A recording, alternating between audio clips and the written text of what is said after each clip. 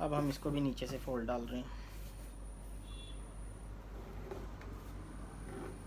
ये नाखून से बैठाना होता है ताकि कपड़े को हमारे को कई बार प्रेस नहीं होती है, लाइट या कोई दिक्कत हो, अपने के कामों के लिए प्रेस बार बार वो नहीं होती, तो इसको हम नाखून, कॉटन का है ना ये, इसीलिए आसानी से बैठ रहा है। तो मैं आपको करके दिखा रहा हूँ।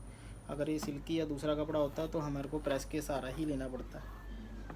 प्रेस पे भी आपको किसी दिन वीडियोस बनाऊंगा बहुत, क्योंकि हमारे कटिंग स्टिचिंग के लिए ना टॉपिक बहुत हैं आपको समझाने के लिए। आप घर बैठे अगर सिलाई सीख रहे हैं ना, तो आपको कौन बताएगा? यूट्यूब के माध्यम से आप सीखोगे ना। यूट्यूब पे हम तो जो फेस कर रहे हैं या कर चुके हैं या करने वाले हैं, वो आपको पहले ही हम बता देते हैं कि ऐसा ऐसा होगा। उससे आप अपने काम में घर बैठे ही सुधार ला सकते हो। ठीक है ना? तो आप रेगुलर हमारी वीडियोस देखा करो, हमारे चैनल को लाइक करो, सब्सक्राइब करो। ठीक है।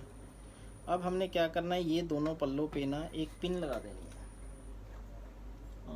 पिन कहाँ गई? चलो कोई बात नहीं, अभी मिलेगी नहीं, इधर उधर है। ये हमने पहले ये दोनों पल्ले यहाँ रख के ना, हमने देखना है कि हमारा कुछ छोटा बड़ा तो नहीं है। अब ये आपके सामने है, यहाँ से भी बिल्कुल बराबर है और यहाँ से भी बिल्कुल बराबर है, ये देखिए। ठीक, तो मतलब हमारा सही है सारा। तो अब हम यहाँ से रख के सिलना शुरू कर देते हैं। वो एंड हमारा नीचे पोंचों पे हो जाएगा। जहाँ से हमारी स्टार्टिंग है वहाँ पे हल्का सा पक्का करना है, बिना पक्का किए हुए काम नहीं करना। ठीक, मार्जिन सेम चाल का छोड़ना है। धागा, कई बार मशीन हमारी धागा तोड़ देती है और बहुत कम चांस होता है। देखो सारा प्लाजो बनने वाला है, बस थोड़े से पे इसने धागा तोड़ दिया। जब धागा टूट जाए तो हमारे को 2 इंच पीछे जाना है सिलाई के ऊपर, वहाँ से शुरू कर देंगे। 1-2 इंच पीछे चले जाना, ताकि गलती से भी वहाँ से सिलाई दोबारा ना टूटे। ये भी आपको एक शिक्षा मिल गई है साथ के साथ ही, धागा टूटा। ठीक है, बस यहाँ पे रोक के आपने क्या करना है, ये दोनों पल्ले तो बराबर हैं। अब इसको तो मैं चक के नाप नहीं सकता, तो ये दूसरे पल्ले को इसके साथ नाप लेते हैं। ये देखो हमारा बिल्कुल बराबर आ गया काम, ये हमारा आ गया निशान।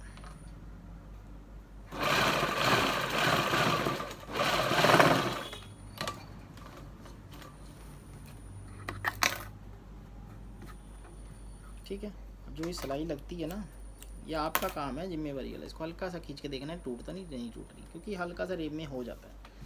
अब हमने आसन को जोड़ना है दोनों पैरों की।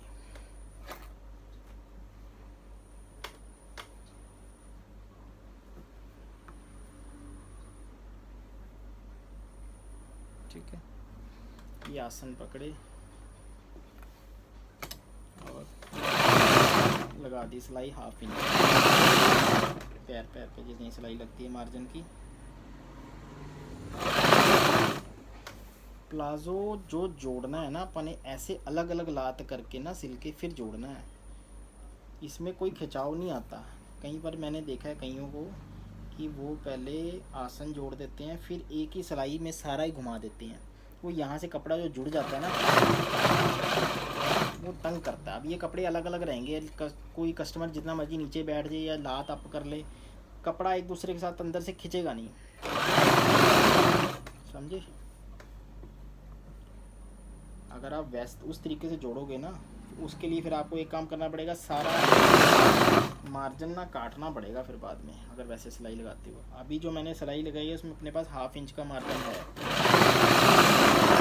पैरों के पास जो मार्जिन है। इन केस कस्टमर को धोने के बाद या कोई भी दिक्कत लगती है कि मुझे थोड़ा सा और खोल दो, तो आपके पास 1/2 इंच का मार्जिन होगा तो आप खोल तो सकोगे।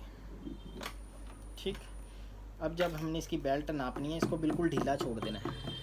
ठीक है, तो अब हमने इसको साइड जिप वाला नहीं बनाया, इसको हमने फ्रंट बेल्ट और बैक पे इलास्टिक वाला ही बनाया है। तो हम इसकी बेल्ट को नाप लेते हैं। बेल्ट हमारी जो है ये सॉफ्ट वाली है, बिल्कुल सॉफ्ट पेपर की तरह होता है ये।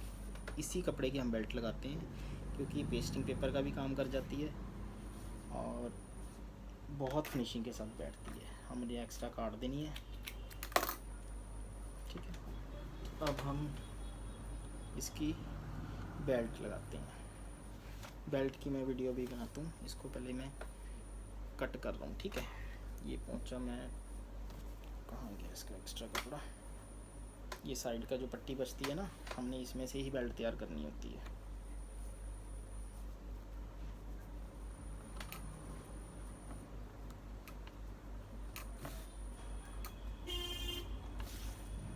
ये देखो आ गया ना पूरा।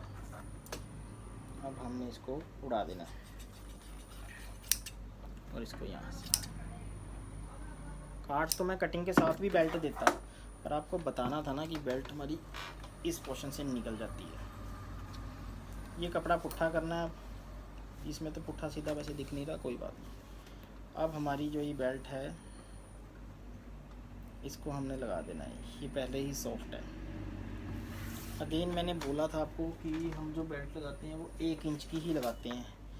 अब ये 1 इंच से 1 पॉइंट ज़्यादा है, ये देखो 1 इंच से 1 पॉइंट ज़्यादा है, मतलब 1.5 से कम है, तो ये हमारी चल जाएगी बेल्ट।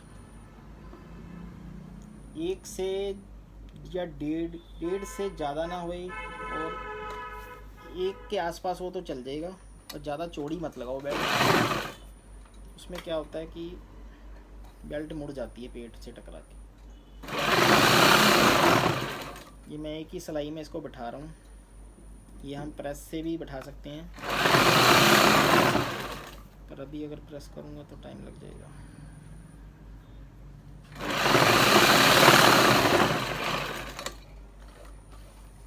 ठीक है,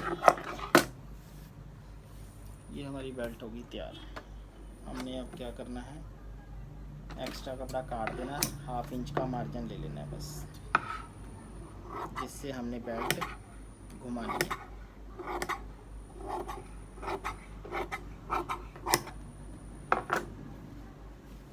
ठीक, अब ये रहा हमारा पल्ला। इस पे हमने कुछ इस तरह से बेल्ट को पकड़ना है और इसको बैक साइड से लगा के फ्रंट पे पलटाना है, ठीक है। ये मैंने खोल के इसको बैक साइड से लगा रहा हूँ। बेल्ट की बैक साइड है, कपड़ा तो फ्रंट ही ऐसे है, ऊपर को आया हुआ है, तो जो बेल्ट घूम के आएगी वो फिर ऊपर आ जाएगी, तो हमारी बेल्ट प्रॉपर फिनिशिंग के साथ बैठ जाएगी।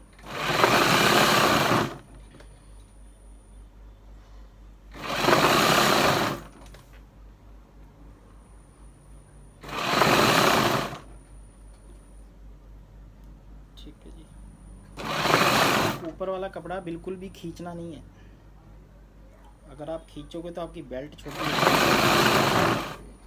बिल्कुल ढीला रखना है कपड़ा, जितना जब हम कपड़े को छोड़ देते हैं और वो उस हालत में रहता है। अब हम ये बेल्ट को ऊपर फोल्ड डालेंगे कुछ इस तरह से, अभी मैं आपको दिखाता हूँ सिलाई लगा के।